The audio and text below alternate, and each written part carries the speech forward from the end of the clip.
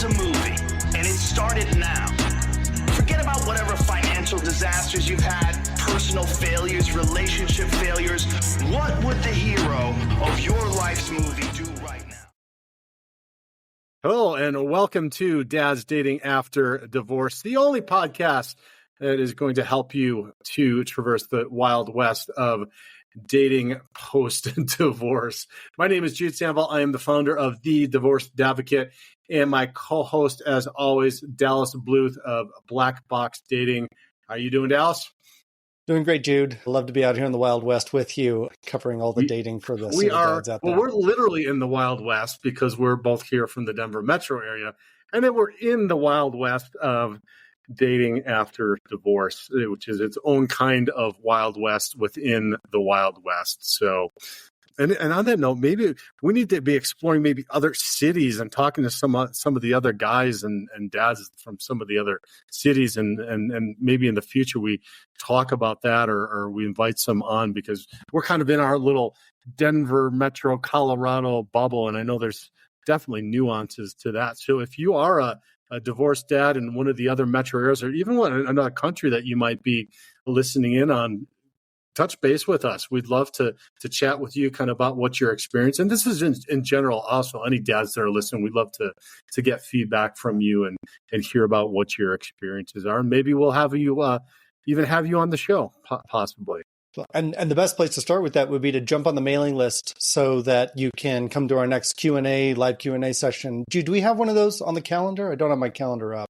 Yeah, we have one coming up here on December 18th. So this episode will hit on the 9th. So yeah, about a week and a half after this episode hits on December 18th. So go to the divorceadvocate.com and go to the events page, and we've got everything linked there to where you can get the time and the date and the Zoom link as well, and jump on and this is a great opportunity, guys, to pick Dallas's brain, and I know the guys were really picking your brain on the last one. It was a really great session, and we actually had to end it after the hour, and then go check out.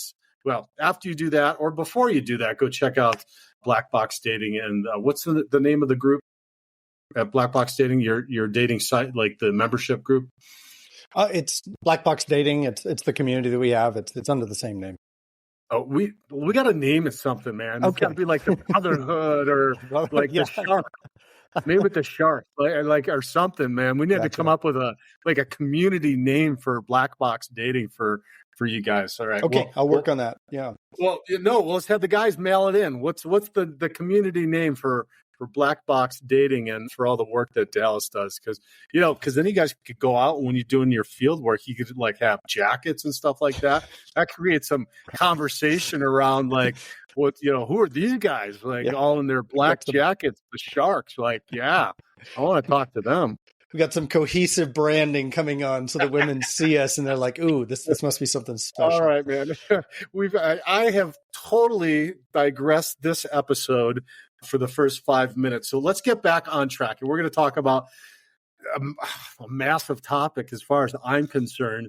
And it's one of those things I feel like that our society takes for gospel, but we have to question this. And that is, do women actually express their emotions better than men? Right? Mm-hmm. So we're kind of told all the time, women are the emotional experts and we're maybe the emotional rocks, right?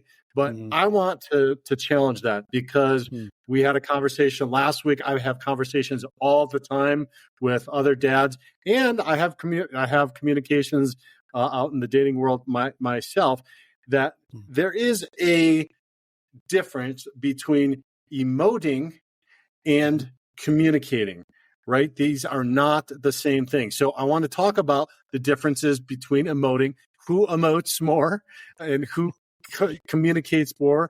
Maybe talk about some emotional intelligence, and then also ways in which we can communicate more effectively. So that's what we're going to talk about, guys. So Dallas, first, let me just ask you, do you experience that claim first that men are emotionally less able to communicate or in tune with their feelings? And second, do women emote more than men, and are they better at communicating because they do emote? Gotcha. Okay. I'm going to come back to the word emoting because I want to be sure that we're all on the same page. Actually, let's start with that. When you say emoting, is that basically just kind of sharing, spewing out the emotions in sort of a raw way? What do you mean by emoting? Okay. Yeah. So like she's in tears and she's talking, or she comes home from work and she's like emotionally charged and talking 1,000 miles a minute, or she's shouting and venting or something like that, right? Yeah. And that's like, I or think just mad at you about something that you didn't empty the dishwasher, and like spewing all this stuff out. So that's emoting, as opposed to like oftentimes when that happens, guys will start to maybe shut down, maybe start to withdraw because, and we can get into this, is the difference in how we do stuff. And then people will be like, well, look, like she's really in tune with her. She's like getting it out and she's talking about it. Right. And talking about it is screaming and yelling, but that's not actually communicating your feelings. Right. That's what I describe as emoting. Okay. Gotcha. Okay. Want to be sure we're on the same page. And that's more or less the same image I have in my mind. Okay. So the first question you had was, are men, in my experience, are men less emotional than women? No, they're not less emotional, but men tend to lead less with their emotions. Right. And so men tend to lead more with thoughts, with logic, with competency. Men socially connect with and assess other men differently than women do, just fundamentally differently. A man that shows up and he's just emotions first. We're just going to put it in sort of an order of operations. A man that leads with his emotions first is not going to be all that respected by his fellow male counterparts. He's just not. We are functional, logical creatures. We're task oriented. If we go out to the construction site to build a house, we've got a job to do. We need to communicate clearly, and feelings are not what it's about.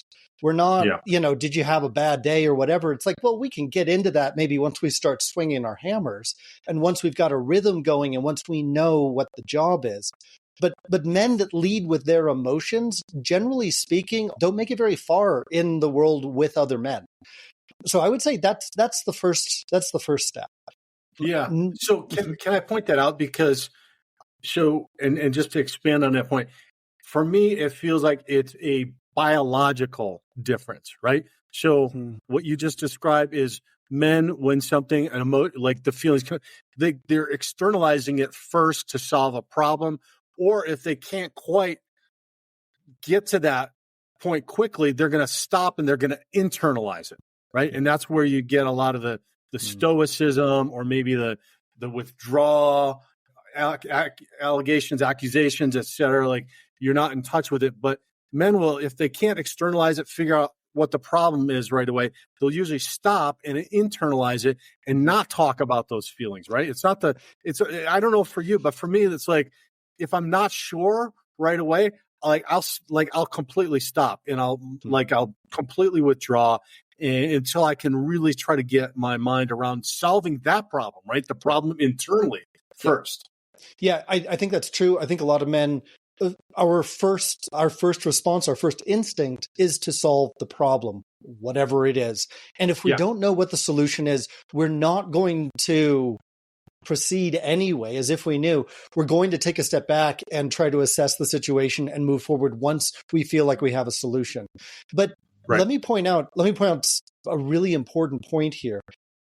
Men's instinct to fix problems, in a lot of ways, that's our emotion. That's coming from a feeling inside of us. We want to fix issues when they come up. That's how we're wired. When a woman shares with us, all the bad things that are going on at work and, her boss is doing this and the coworkers are doing that, when we have an instinct that comes up that wants to solve that problem, that is not unemotional. That's simply male emotions, the emotions that men tend to feel. That's our emotions coming out first. And I understand that that from the woman's point of view, we're not being sensitive, we're not listening to what she's doing, and we're not responding in the way that is most effective for women. I agree with that. When we are trying to solve a woman's problems, we are not being effective in what she needs. We're not being emotionally intelligent to what she needs. But that is not the same thing as saying that I'm being unemotional as a man or just logical. I'm driven by very different emotional motivations than women are. And right now, the issue that I have is right now we have a very lopsided dialogue as far as emotional intelligence. The dominant emotional intelligence comes from our therapy culture, and the therapy culture is for the most part dominated by a feminine and even a feminist voice. I'm not saying that all of that is inherently bad. I'm saying that that is not the complete picture. And men have a different emotional intelligence language. We have a different emotional intelligence wiring. And the fact that our first feeling, our first gut, our first instinct is to fix something, that is not a bad feeling. That's a valid feeling. It's just a male feeling that comes out first and leads sooner than the female feelings. Well, let's also emphasize the point from an evolutionary biological standpoint is once upon a time, men had to do that in order to survive. Like it was problem solving immediately because you were going to get eaten or killed.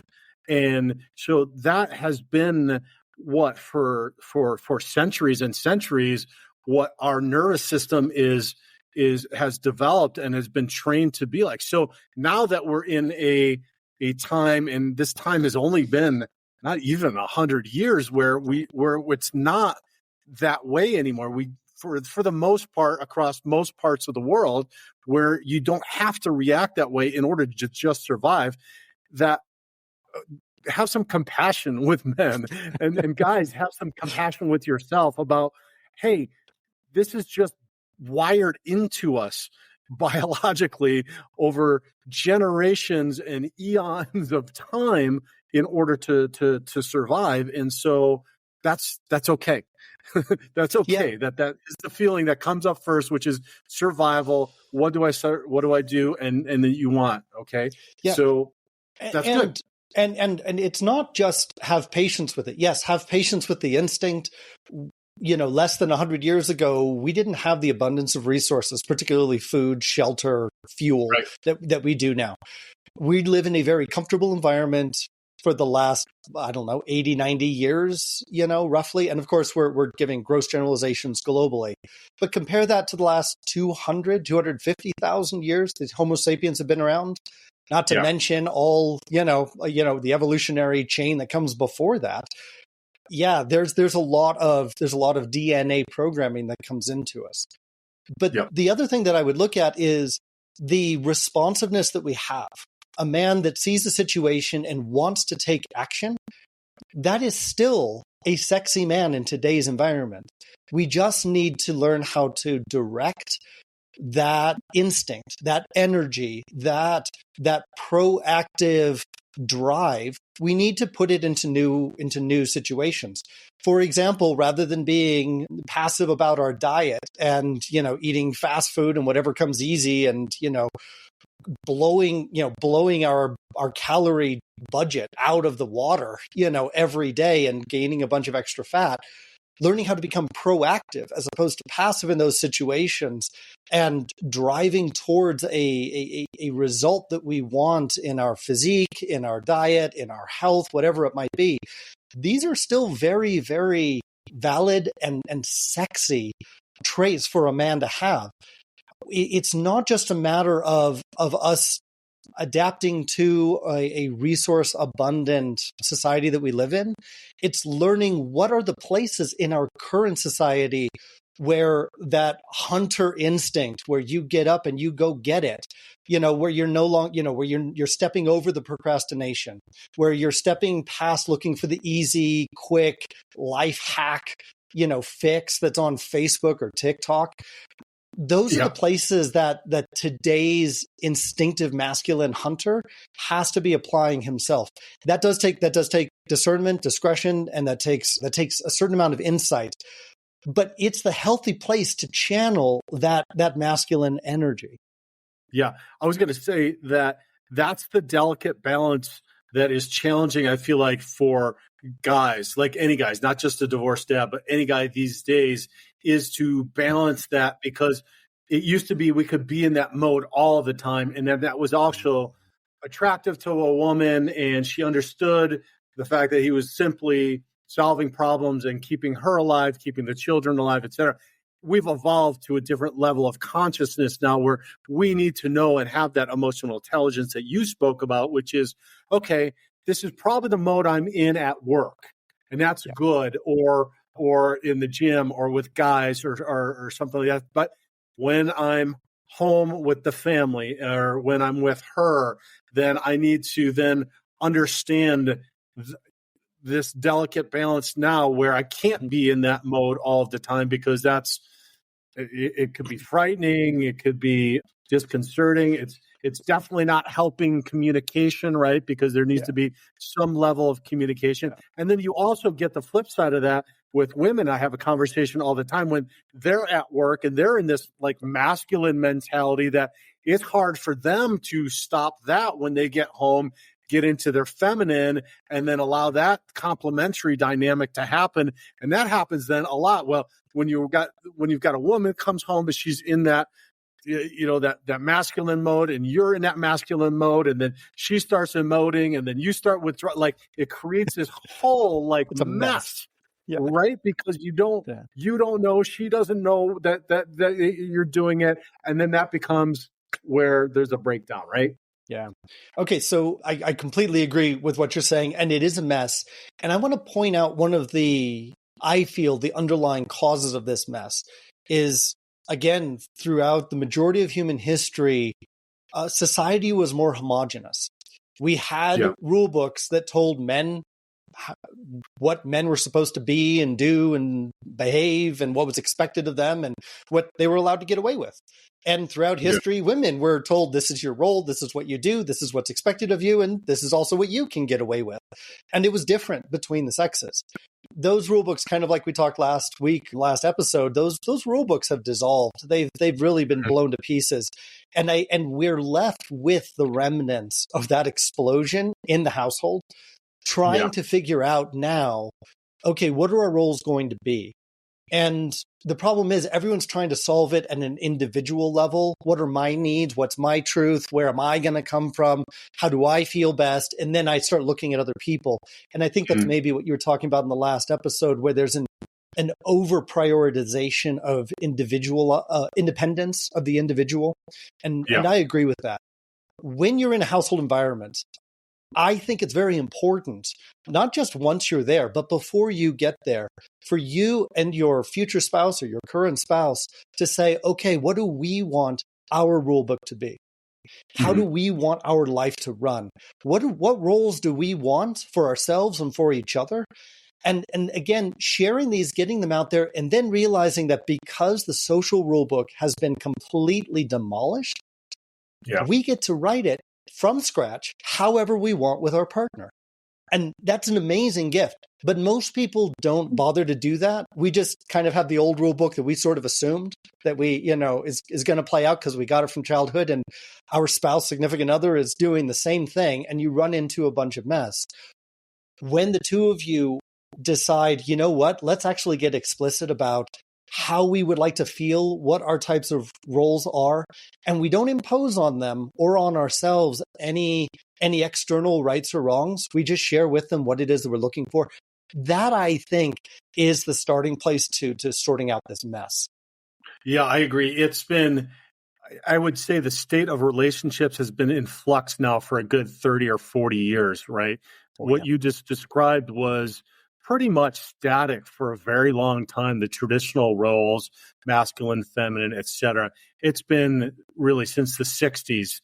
So maybe even more than that, 50, 60 years that things have been really in flux. So that goes back to what we always talk about, which is knowing what your values, what your beliefs are, and then communicating those effectively about what you want your life to look like and what you want your lifestyle to look like. Yeah. And so on that note, though, women do process these things differently. So we talked about we want to problem solve kind of immediately. If we don't, then we step back and we kind of internalize until we can process things. Women process things by getting it out, by verbalization and talking. That's why you hear women say a lot of times, well, don't say anything. I just want to be heard, or create space, or whatever, whatever language they're using at any given time, which I'm making fun of a little bit, but is understandable because while they're not saying, hey, just let me throw up all of my words onto you right now and just sit there. And then, so let's talk about that, but then let's also talk about how we handle that storm, right? Okay. Because that is a big one. That is a big one. If there's anything you guys got to get from this is how to handle the storm out of this episode, because if you can masterfully handle that, then man, you're going to be in good shape. Okay. So I love this topic. And because you do. Yeah, I do. Well, do you love it in real life too when you're experiencing it? No. I hate it when I'm experiencing it. Unless I am at, level 9 or 10 in Dallas in that moment, which I'm usually not. I'm like level 6, trying to hold it together when the woman is throwing the storm at me. No, I don't love it in real life, but I do love the clarity around it. And here's the clarity. So when women are saying, I just need to get it out, I just need to share my feelings, I don't want you to try to fix everything, we want to listen to that and take that at face value. And for this to make sense, I'm going to flip the tables again.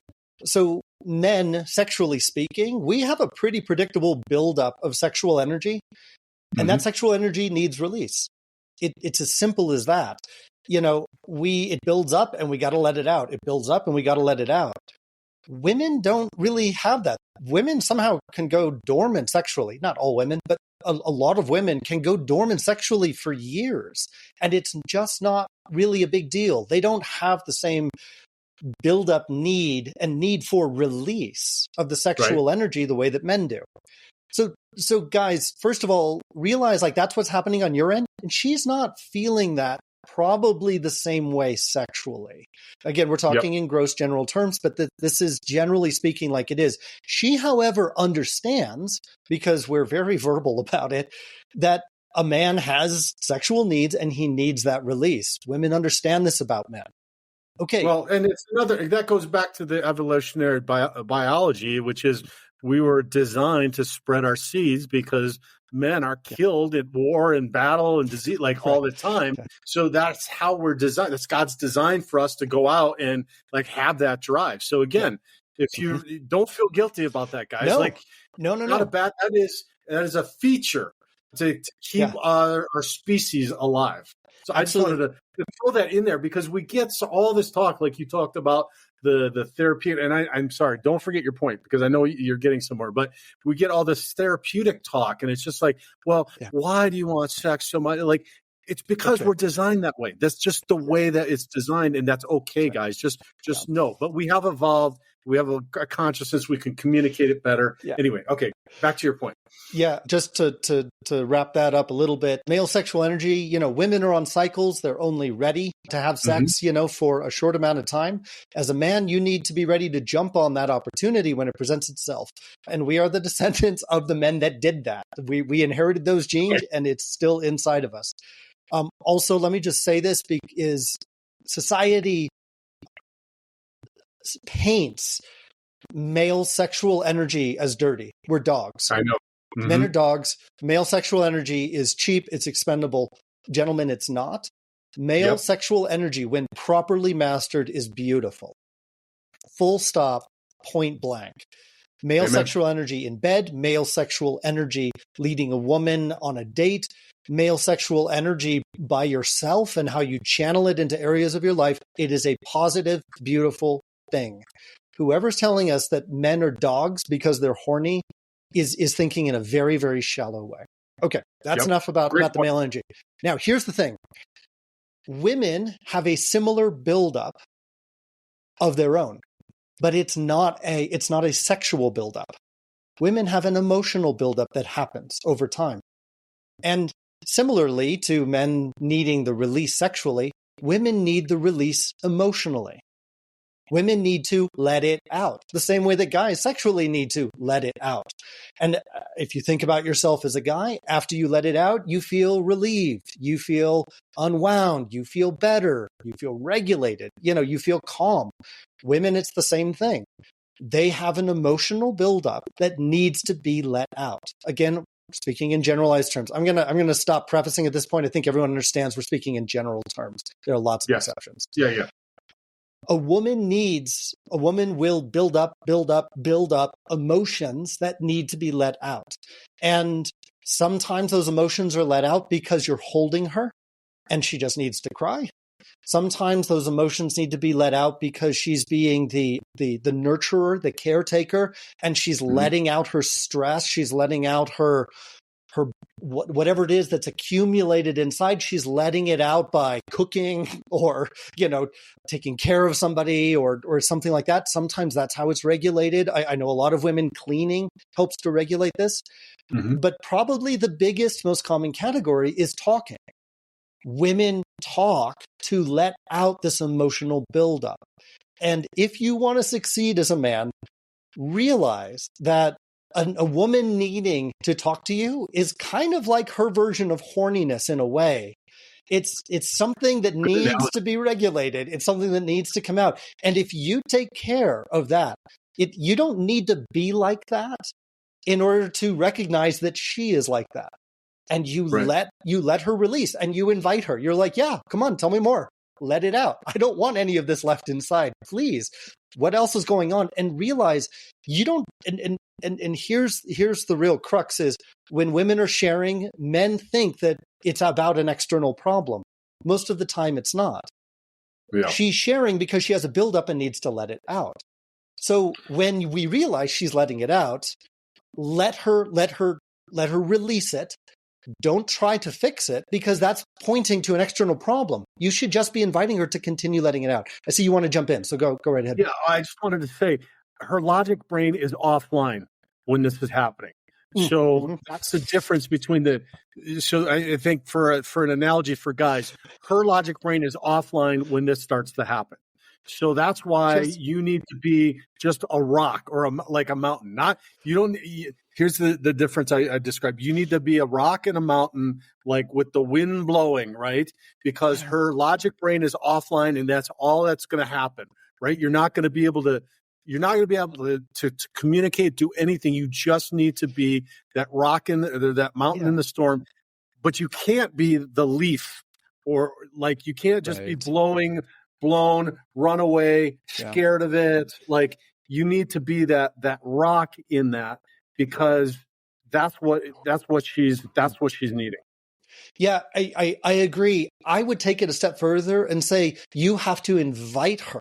A rock would just be a solid, passive, monument that's able to withstand, the storm that's coming at you. That's not really what she wants. She doesn't want a guy that just sits there. She wants a guy that engages with her in the way that she wants. I'm going to flip this back around. When you're a man who's horny and you want to release your energy, do you want her to be a dead fish? Do you want her to just be a rock, until you release yourself? No, you want her involved. You want her engaged. You want her to say, baby, bring it on. Let it all out. I want you to have your release. Okay, flip the tables. As a man, you should be telling her, baby, I want you to have your release. I don't want any of this left in you. I want you to spend yourself and let it all out. I'm on your side, and let it all and let her expel this buildup that's inside of her. Right. And what I'm just, and the description of being a rock means you're not running away. Whether it's directed towards you, whether it's not directed towards you, you're there and you're not taking off. Like you're not hiding from it. You're just going to be there. You're going to be the emotional rock in this storm. But we're not trying to fix, but we're trying to translate, right? So we're trying to understand what it is. So that's that feedback. You're not a rock just sitting there and like being dumb, but you're not proactively doing what you want to do, which is try to fix it, right? But what you're trying to do is trying to allow her to be heard, right? Which is going to take like help, like maybe some feedback, like help me understand this or describe to me. I'm not sure how much we have to understand. We have to listen, you know, and take it in and collect it. And maybe we hear some new points and later we can process it and let a clear picture come together. But I'm not sure we really have to comprehend what's going on. Again, let's go back to directed at you. You probably do. Yes. Well, I would say your first priority is to let her dump out the box of Legos onto the table. Let her dump it all out. Do not try. Wait. We've got 12 out. Let's sort these out. Let her dump the whole dang kit onto the table. Let her get it out. And to your point, be a rock in this process, meaning don't take it personally. Don't run away. Wait until all the facts that's the wrong word. Wait until all the pieces of data are out of her head and onto the table. Let those all get out before you try to sort any of it out. Because to your point, as long as she still needs to get this out, she's in a more emotional place than in an intellectual and logical place. And until you let her expel all of those pieces and let her like get it out, she's still going to basically have an emotional hard on. I'm sorry, I'm just going to continue with this analogy because I think it's appropriate. When we as a guy are you know, we're horny, our sexual energy is up, you know, and we're in the process of having sex, do we want the woman to ask us to be comprehensible in that moment? Like, hell no. Like we're, you know, and she knows that, and she's not asking us. It's like, well, hang on, you know, well, what do you mean by this? It's like, just go with it. Just go with it, girl. Let's have fun with this. Just go with it. I mean, we're not entirely sane. We're emotional or primal or something when we are exercising our sexual energy. It's the exact same on her end. It's just not sexual. It's emotional. And when she lets that out, you don't want to stop her mid session, you know, before she gets to the end. You want to invite her and, baby, don't stop here. You know, I want you to let all this out onto the table. And don't take it personally. Don't worry about it making sense. You know, later when she finally gets to the point and says, "Oh, thank you," you know, and that's your cue. You know, and you're only going to get there if, to your point, you are not reacting, you're not running away, and you're just being a rock saying, bring it all out. We can hold all this. Got no problem. Let it all out. And then she's like, oh, thank you for listening. And you go, okay, cool. There's a lot there. This part really caught my attention when you said I don't know, lied the other day, or I was mansplaining to you, or whatever it is. You said that. It's like, did you mean that, or was that just kind of you like getting it out, you know? Yeah. And usually my first question is, did you just need me to listen? Yeah. Because if I don't need to get into a conversation, I don't want to. Right. So sometimes it's you just need to listen. And then I've just said, hey, you know, thanks for sharing with me. I appreciate hearing your feelings. Like, did you just need me to listen, or do you want to have a conversation about it? Well, okay. And that's true. And I think obviously, yes, she wants you to listen. She wouldn't be talking to you if she didn't want you to listen. I think, did she just want me to listen? And then we don't have to do anything else. Like, sometimes women just need to get it out. Like you said, like sometimes with our sexual energy, it's going to be a quickie, right? Yeah. We just need a quickie and do it. It's not going to be filled with romance, right? That's their emotional quickie. They just needed to get it out. And then you don't need the conversation and everything else, right? Or it could be a long lovemaking session that they're doing where they're bringing out stuff about their mom and about other things. It could be a long one too. The point is, you want to give her release the same way you want her to want you to have your release. They just look differently. And that is one of the services that you provide as the primary partner. You're there to help her have that release. Now, let me point out something really cool here. I had a session with the guys a while back. We were talking about this. It came up in actually a one-on-one session I had where there was a guy asking, why do I have to listen to her talk about all this stuff when she's got like a sister and female friends and like they all listen to her? Why do I as a man have to also listen to her? Good question. Yeah, this is a really, really good question. And it got me thinking, and I realized, one, there must be a reason for it. The fact that she's coming to a man who's not built to listen the way that women do means there must be something there that she's looking for. And I'm not recalling all of my notes on the talk at the moment, but one of the important ones is women tend to take on and absorb responsibilities. When a woman is sharing her stressful situation with another woman, the other woman will tend to absorb it. And, oh yeah, I know how you feel. Oh, that's so horrible when that happens. And, and there's a lot of back and forth. There's a lot of empathizing that happens, feeling each other's feelings. When she brings it to a man, I really don't think she wants a man to be empathetic with her. She doesn't want me to suddenly go, oh, I know how that feels. Oh, that's so horrible. That's not a rock. That is not masculine for me to drop into a fully empathetic place. I honestly believe that what she wants in that moment is to share it with us and for her to see that we are listening, we're seeing, she has our attention, and we're not absorbing it. We're not being empathetic because we're modeling for her something different than her and all of her girlfriends naturally feel. We're modeling how to not absorb and be overrun by feelings. We're showing her an example of a guy that stays clean even when you splash a bucket of emotional water on him. It doesn't go in. We don't get saturated. The visual I'm getting when you describe that is a ship on the ocean, right? Like you are the ship, you are staying your course. The storm's going around, her waves are going up and down all over the place, but you're still holding course, you're still going, and you're still steady, and you're still floating, right? Yeah. You don't become water when she starts talking to you.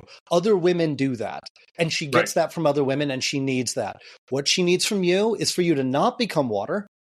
She still wants your attention. She wants you to listen. She wants all of that in place. She wants all of that, but she wants you to also demonstrate that you can maintain clarity and structure even when all this water is splashing onto you. Okay, there's another element, though, that I really believe that women want to see. And this speaks to the instinct in men to try to problem solve. So when she's sharing with her girlfriends and her sisters and her mom and her daughters, all the stuff that's going on, and they're all empathizing and feeling, it's all about validating the feelings. It's all about feeling the feelings with each other so we all know it's okay to feel these feelings. That's being in the feminine space. And the priority of solving the problem is a lot lower down. It's a much lower priority to actually solve any of this. As a man, our priority, one of our top priorities is to solve problems. And thank goodness we are, because the humans probably wouldn't have survived, as long as we have, if we hadn't been wired for problem solving. Okay, so here's the thing. And this is really subtle. When a woman presents problems to us, she doesn't want us to immediately solve those problems or even suggest things to solve it. She wants to be able to get it out and regulate herself so she's not storing it up inside. But when she shares that in front of a man who can solve these problems, if he was called on to do so, laying that in front of that guy and to see that guy, and just from looking at that man, that he could fix it in 2 minutes if he had to. Her sharing that in front of a problem solver, but that is not yet taken action in solving the problem, that is a huge part of her regulating herself. She's laying all this out, and she can see that her man is as cool as a cucumber. He knows exactly what to do, and he doesn't need to step in and start fixing anything in that moment. He's going to wait until it's time to do that. And that's after she's dumped it all out and gotten it out there. Okay. Yeah. One more thing that I just want to point this out, and this speaks to the problem-solving thing, is the boy brain is seeing a woman that's upset thinking, oh my God, I got to fix this. This is bad. Okay, One, when we try to fix it, we're trying to reverse the flow. She's sharing, she's dumping things out, and we're trying to fix it. And that's like trying to like shove the toothpaste back into the toothpaste tube. Like it doesn't work. You have to just it's a one-way direction. You let it out. Once that has happened, oh shoot, I lost my train of thought. Dang it. Well, let me ask you this though, because that's really incredibly confusing, right? Because what you described that before earlier, their natural tendency is completely opposite of what our natural tendency is. And this is like the whole men are from Mars, women are from Venus, John Gray, the thing, and communicating and whatnot. So it goes completely against what we automatically want to do. Right. So now that we know, okay, well, we're the ship, we need to just weather the storm. We need to create the ability to listen. We need to keep our course. We need to keep our cool, even if it's directed at us about something. Mm-hmm. Then at what point, in particular, if this becomes something where there's accusations or I didn't like this or didn't like that, when then, how do we know when their logic mind is then back online? Right. Okay. When that prefrontal cortex is working, and then we can start with, say, nonviolent communication of, hey, you said X. I'm mansplaining to you. Exactly. I understand that upsets you. Can you describe to me a time when do you know that? And then what is the process for then communicating about that? Okay. Gotcha. Excellent question. So, the frequency of words, the rush of information coming out of their mouths drops down. That means there's less left to come out. There's less water pressure behind the words, like pushing them out. Mm-hmm. But as a guy, don't think that means that everything has been gotten out. You want to invite her. Is there more? Please tell me more. I would love to hear more. Thank you for sharing all this with me. Thank you for trusting me and putting this out here. Thank you for telling me that you thought I was mansplaining. Is there more? You want to encourage and invite her to get it all out. When you're inviting that way, she will tell you, no, that's it. And the words will stop. It'll come to an end, and when that happens, you will see that she has re-regulated. And you didn't have to do anything. She regulated herself through the act of sharing, the same way that a man regulates his own sexual energy through the act of having sex. We brought ourselves back to a balanced, regulated, calm place by having sex. Right. A woman will regulate herself. And this is the thing that we don't have to fix. We don't have to regulate her. She will regulate herself by her own nature just through the sharing. Now, back to your question. Let's be clear too. And this isn't like, are you done yet? No, is like, you're inviting her. You want inviting. Again, right. This isn't like looking at your watch like, okay, is it all out? Imagine a woman that did that to you when you're having sex. How would you feel? If a woman said, are you done yet? If a woman said, are we, it's been 10 minutes. She's obviously doesn't want to be in bed with you. Guys, it's exactly the same. This is her version of release. Again, there's a very clear thing. If you're looking at your watch going, really, are you done? Can't you do this with somebody else? Can't you do this by yourself? That's like your partner saying, well, can't you just masturbate rather than have sex with me? Guys, this is as important to her as sex is to you. Period. That's the big takeaway here. Okay, now I want to come back to your question of bringing up stuff that she brought out. So once we got into the end, you're listening, you're encouraging her, and you can see she's regulated. And there's a big sigh. Things are calmer, and you can go, okay. Now, if she was talking about problems in her life, that would be where I ask. So, do you want?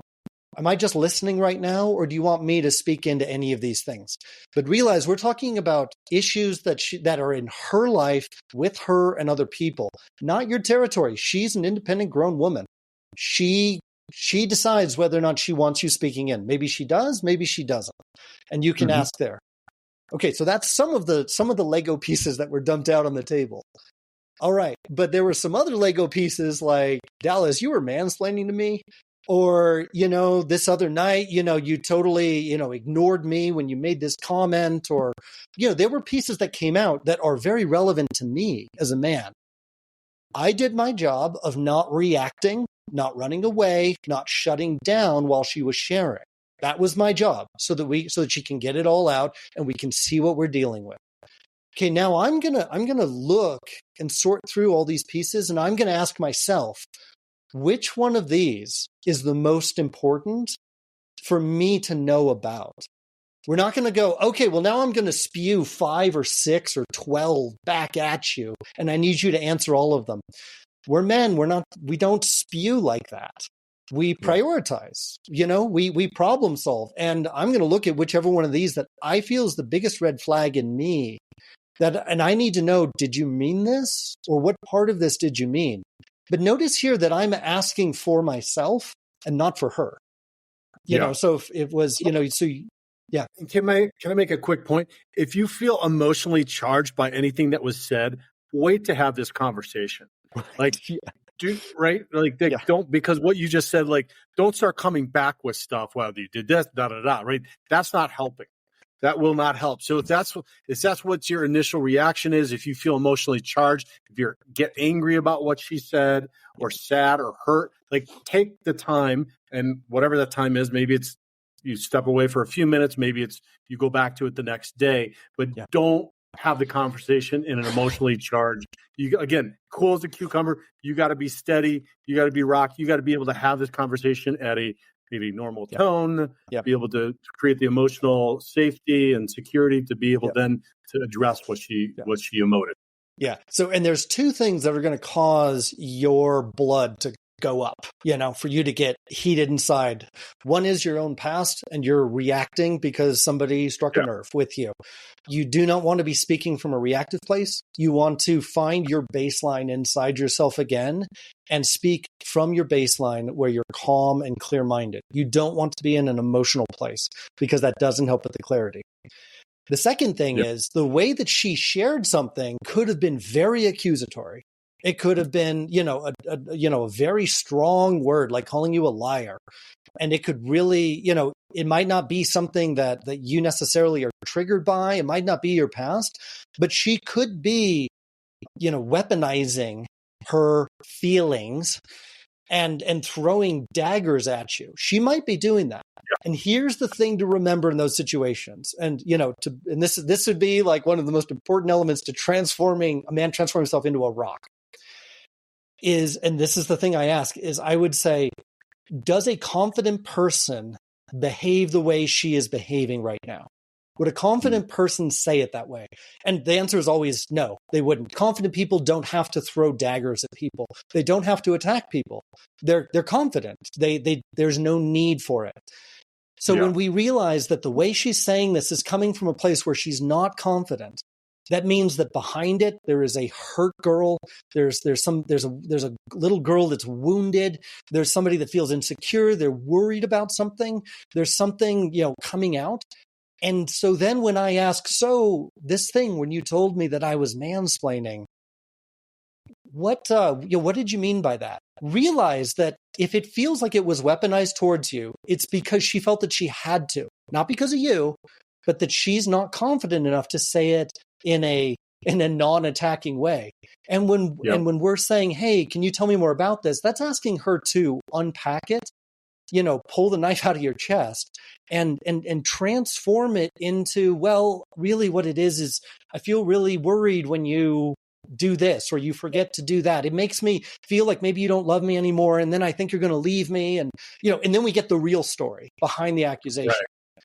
The trick though is when a woman is, when her blood is up and she's in the middle of the act, it's kind of like a man in the middle of his sexual act. You look different, you're wrapped up in it. There's a lot of energy. Well, check in afterwards and go, okay, so where was that? What was that really about? And give her the opportunity to share. Well, and that is the crux of the original question, right? It's until you get to the point where the emoting's done or the sharing or whatever is done, you can't have any productive conversation about any part of it, right? So everything we've described up to here is what you got to do and is your responsibility as the guy in this in order to bring this to some sort of productive outcome, right? Because they don't know, and so they don't know what they're doing. Like, they don't know when they're doing that. Just like you might not. Hey, it's maybe a little bit more straightforward, but you don't. You know you're horny, but like, you don't know what you're doing when you're horny, right? Like, your mind kind of shuts off, right? That's when they talk about your other head making decisions for you, right? It's the same thing for them. They're like, our other head's thinking when we're horny. For them, it's their emotional head, their heart, their whatever. Their emotional head is doing it. And then once you get through all that, then you can start having the productive conversation, the nonviolent communication, where you're asking, like what you described, the specifics about, tell me more about that. What is that feeling that comes up? What is behind that? What is it that you're needing from me? Can we agree on how to go forward on all this? So, and then actually, guys, I tell you what, like you described it, it can turn really sexy really fast when they feel emotionally safe with you, when you've, in a roundabout way, help them solve their problem, which is what you do. And then they're like, whoa, this is hot. Yeah. Once that woman has shared the emotions and they are out and she's regulated and she feels lighthearted. Lighthearted women tend to feel horny, and suddenly she's in the mood, and then she's feeling really grateful. She's like, oh man, I've got this great man who listens to me. He didn't interrupt me. He didn't react. He didn't run away. He didn't shut down like every other man I've been in a relationship with. Oh my God, I really want to have sex with him now. That will tend to be it.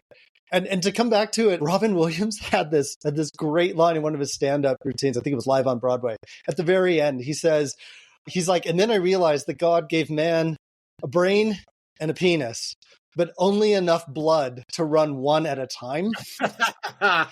And I feel like that's entirely true. It's like God gave woman a brain and, I don't know, an emotion basket, but only enough blood to run one at a time. Right. Guys, let her do it the same, and don't just let her, invite her to do it the same way that you don't want her to let you have sex with her and ask you when you're going to be done. You want her to invite you and want to have sex with her, and then say, I love this. And I believe that as we start to understand our role functionally and how we provide a genuine emotional service, an emotional regulation service to our woman, it gets easier and it almost becomes beautiful, and it becomes like a wild ride. The same way sex can be a wild ride, the emotional regulation of the woman can become a wild ride because you're not taking it personally anymore. You realize where it's really coming from. Man, I like that analogy. I think we should end it right there. We've got all of these parts going and just enough blood to run only half of them. That's excellent. Dallas, this was terrific, guys. I hope that you found some value. This is one, again, like I said in the beginning, for me, it's like been an issue all the time when I hear this. So I hope it brings a couple things, just some solace in knowing that, hey, this is a learning process for you guys, just like it was for Dallas, for me, for all of us. And if we just approach this in a compassionate manner as men, hopefully the women that we're in relation with are approaching it from a compassionate manner as well. If we just have more compassion around the evolving way in which we're relating now, it's just going to be so much better. So, Dallas, where can guys get a hold of you to get more information on how to utilize and implement these pearls of wisdom that you share with us every week? Jump on over to blackboxdating.com. You can check out the men's coaching program. You can also find my social media feeds where I've got lots of videos being posted all the time. Really, though, go over to the, let's see, you know the website, I don't. Get on the mailing list so that you can be invited to the live Q&A session. That would really be the coolest place for me to meet you and for us to bring up more of these questions and topics and really dive into it. That's the best place. And we're doing it pretty much once a month. Yeah. Yep. And that's at the divorcedadvocate.com at the events page. On the main page, you just click on join the mailing list and you will get all the good stuff that we've got going on in the community. And if you found some value in what you heard today, please share it far and wide on social media. Give us a star rating. leave a comment. That helps as well. So, Dallas, always a pleasure. We will talk next week. Wonderful, Jude. Talk to you next week. Be the hero of your own movie. If your life was a movie and it started now, forget about whatever financial disasters you've had, personal failures, relationship failures. What